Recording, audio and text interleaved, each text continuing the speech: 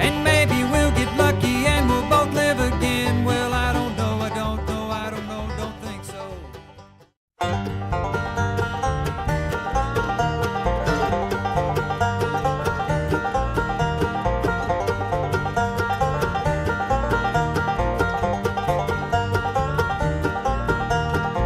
I wanna live in the city with no friends and family. I'm gonna look out the window of my color TV. I wanna remember to forget you forgot me. I'm gonna look out the window of my color TV.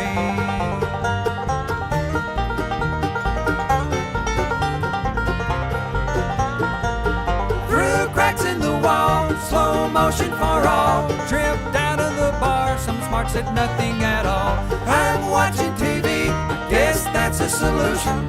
They gave me a receipt that said I didn't buy nothing. So rest is a fire, our blood oxidized.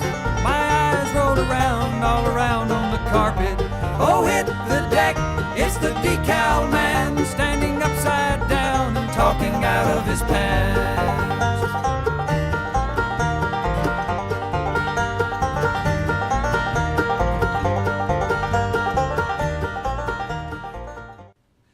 Folks, my name is Michael Gallahan. My art is my art. You have to develop your own. You may need to do that by isolating yourself. You definitely need to dump everything you've ever been taught so that you can create your own. Be yourself. Be creative. Allow your own creativeness to come forth. Forget all the rules. Break them. If you've never learned them to begin with, you're one up on things. But sometimes it's better to learn a few tricks. Saves you lots of time. But that's about, with my art, it's just me. And it's the process, it's continuous. It's constantly changing. I'm constantly evolving. And for you, if you don't know how to draw a straight line, as so many people like to say, and you're not talented, forget all that bunk. Don't listen to them. They're full of shit. You do what you want to do. You get out there and you just grab some chalk or whatever. Smear paint with your fingers, your toes, sticks, whatever. But create. That's the whole purpose, to create without violating anybody else. Creation. And that's about all I got to say on that one. Cheerio.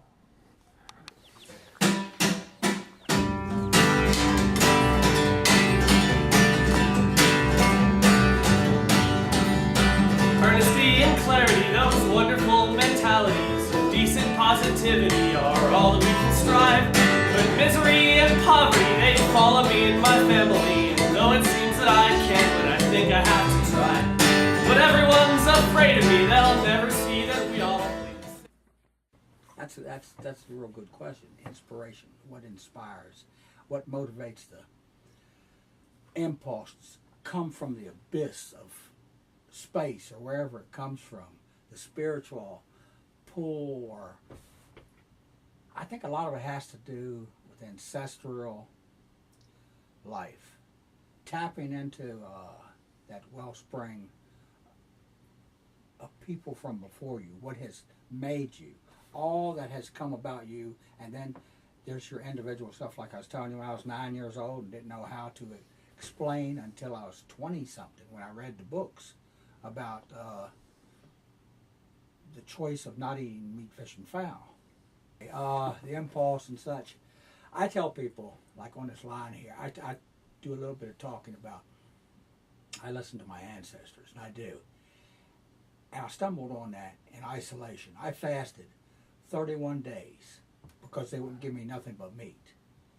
I refused to eat. Then somewhere along the line, word got out, and a federal judge sent what they call those sheriffs, federal marshal down there, and said he will meet his caloric content. And I ended up getting these trays of apples and all this. But during that 31 days, something snapped there. I went through, or I went in, some call it introversion, involution, but I tapped into the genetics, timeline, ancestors, and not all of them have pleasing things to say, and there's a lot of racial fragmentation. There's all kinds going into the makeup of those individuals. Now, I went to all those lunatic asylums, and I was labeled and tagged everything from manic, depressive, schizophrenic, paranoid, schizophrenic. Now, you only get about 1 out of a million of those. But I got all these tags, and finally, they ran out of tags to label me with. Some people are able to converse internally, not with, what's that book written years ago, Sybil, different personality. They're not. They're all part of the one. And your question was impulse, creativity, inspiration. I'd like to say I know what inspires me, but at some of the damnedest moments, I don't know. All of a sudden, it's like reality changes. It changes right there on the moment.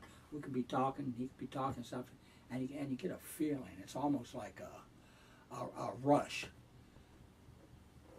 And it changes, and you got to pick up something to do it with, or you got to make a mental note. You see all these pads and stuff, vans full of them, and got to put it down. You got to put it down because you need to reflect on it later, because it's part of a process of evolving. I tell my friends that they have an interest in art, but they say that they can never be an artist. And I tell them that's wrong, because they say, well, but you have talent. You have so much talent. And, I've heard that. And they say, well, I wasn't born with this talent. And I just want people to know that anybody can make art out of anything, right? Exactly. They can. They can say they can't draw a line, a straight line. It's not about doing straight lines. Sometimes it is for the individual. It's about individuality. It's about putting all that you've learned, all that's been imposed, all that indoctrination, conditioning, blah, blah, blah, blah, blah, all that crap that's been dumped on you, pushing it to the side and say, this is my time. This is my time. Well, what am I about? How am I to excel? What expectations do I have for myself? And you start questioning yourself, and you start questioning expression, creativity, and you got to release it. And some people, they talk about serial killers. Most of the ones, I've met some, as much prison time as I've met some, and they're not the brightest bulbs in the packs, that's for sure. They get good with repetition. Now, you get people out here that they're trained to paint a certain way, and the repetition evolves to the point of perfection. But it's not being creative. They're projecting off of someone else's magnitude of expression. And some will even go like all the famous artists. They learn all the rules and then they break them. They come unto their own and they decide, here I am. This is me. That's you. Why art matters. History. A person's experience. A lot of the painters reared in poverty. Of course, they want to get out and they try to get an apprenticeship somewhere or whatever, excel. But some never had that opportunity. I didn't even have a toothbrush until I was 12 years old. I was raised up with old people, and they're primitive Baptists, most of them, and put in reform schools and stuff. And drug around through the mountains, the snake handlers, holy rollers. I saw them all. And now I know the myth of authority, the myth of religion. I think I've arrived at a point. My next, what is here is a history of 3 years, what you've seen today. The next time I come around, I mean, I feel it. I can feel it. it's like growing on my back, and my head's starting to go down. And gravity over the years has already got me down an inch. I mean, I'm getting wider than I am tall, but that's okay. It's all part of it. But it's going to be a whole new set of a historical moment, my moment, how I felt about it. And I'm gonna put in all this here: the chickens, the cows, the pollution, the GMOs, the fracking, everything that I felt something from, and gotten angry, gotten happy about. I'm going to try to put it out there to where it can be viewed from other eyes. Now, if they see it differently, that's okay too. I mean, that's happened with quite a few things years ago that I did. What was your question again? So many people look to the arts as a way out. And some of them are very good, and their stuff sells. And contemporary art and such, it sells. But it's a job. And in the process, I think they're hurting themselves because you're trapped. It's like you said, it's like the old vinyls and such where they get hung in a rut, and it's the same thing over and over and over, and they're not going beyond. Yeah. And it's sad. But hey, I don't chase a dollar. I live in poverty. I've made my transitional adjustment. And it was that was a trip. But it's something that ultimately that you have chosen for yourself. It was necessary. No, this is my life force is urging me. Just like when I was a kid doing stuff I did, I never stole except 2 apples in my life. Actually, I had a whole shirt pile full of them. I was in an apple orchard and I was on escape from prison, and these 3 big boys come yelling and cussing at me, and I hauled ass. I lost all but 2, but I stole 2. Now, I never did that, never raped, none of that stuff. But I did a lot of time and whatnot, and I draw from that experience. It's been good. I made a transition through, beyond, and the way society is today, though, it makes it hard. You need money to live. And yeah, you do. If I might interrupt on that point, you do, because money is it's been so conditioned for the money thing. Now, I like the barter system. I'm always offering to trade stuff for feed for the animals. And if I need something, I'll trade something real quick. And a lot of times I take a loss, and I've been told, you could have gotten more, blah, blah, blah. But money, that's not the end result. People don't thoroughly think those monetary moments through. That's the monetary moment. That's the physical. Now, we'll talk about that for a moment. They don't thoroughly think it through, and that's why we got all the crap out here we got going on.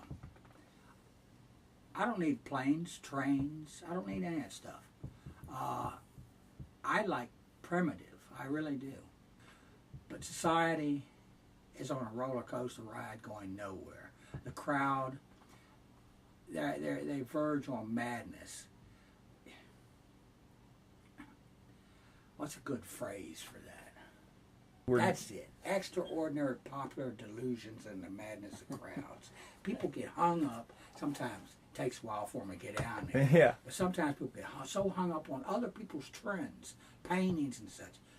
I had one art class one day, and a girl named Marcia friended me here a few months back, and she reminded me of that because she was in that class over somewhere. And I thought, yeah, I did. I had one art class. And I only lasted a day before they kicked me out of there because I didn't go by the rules. A couple times in my life I thought, well, if I'd have had the proper training. But then, the creative self says, Mike, you don't need that. You train yourself. I mean, I just grabbed a few books and went through them real quick to learn it myself, to where I could get in there and put up that show. A lot of it's about show. Yeah. When you get into that world. And I don't really, that's why I'm out here. I'm getting further and further away. My next stage be out in the middle of nowhere, nearest neighbor, maybe 5 miles. This place is really tucked away. Let's talk about, real quick, when I asked you about how you gauge the price for selling your paintings. Because my big sign behind me was, everything's negotiable. We always negotiate. Got to have barter, got to have negotiation, got to have some interplay of, some entanglement of, some embracing, some coming together, meeting in the midst of all that's twisted. You talk about art now, you talk about something where someone reaches down in the epitome of themselves and they pull out raw experiences either from their past or their ancestors' past, or maybe from a dimension that's entirely alien to the present. And their price, insofar as the economy goes, there's no way of really gauging it. I can't find a medium there. That one up there that shows, she threw a price at me. I know. Okay, see me after it's over. I mean, I was fine. And I didn't think about the weeks it took me, the months it took me. But at that moment, I was thinking of the animals. I mean, I got enough food stuck away in there to last me 2 or 3 months. This piece here, I was offered $1,000 for. That trade staffed. And there's moments that, I mean, there you have history if you get into it. Now I don't think you should pay taxes. I don't think you should vote. I think all of them serve the same master. I think they're all nuts. They're in a madness. And they become so parasitic over the regular people. And they even want to tap into the artists, the humanities and such. And that's wrong. I mean, you got religion. Now, them two, religion and government, they're so intertwined. And if you get into researching them, they're, what would I say? Okay, now you're saying somebody that's done went out and got himself an easel, a palette, and a bunch of paints and stuff, and they're just looking at it and they're not doing nothing with it. What would I say? I would say you need to isolate yourself. You need to isolate yourself from all people. If anything, have somebody leave a tray of food outside your door or something. Have no human contact. Nothing that's going to sway that impulse, that creative urge. You need to let it come up, let it arise on its own. And sometimes the natural law of things needs a little bit of a boot. And you have to set the props up for it to boot, or it won't happen. I'd say that's what you need to do. You need to isolate yourself. And even fasting's great. An isolated fast.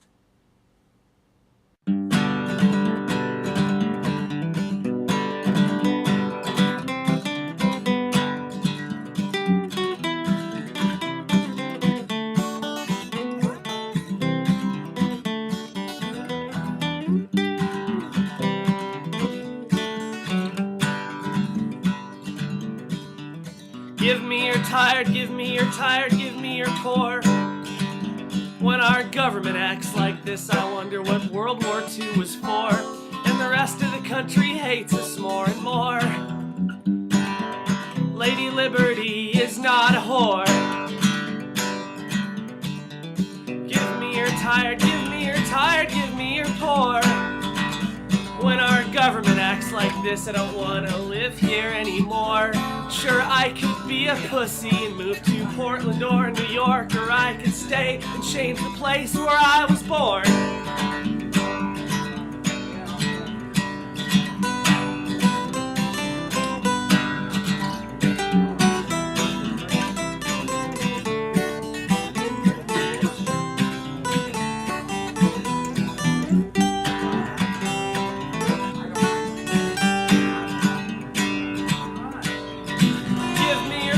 Give me your poor, give me your tired.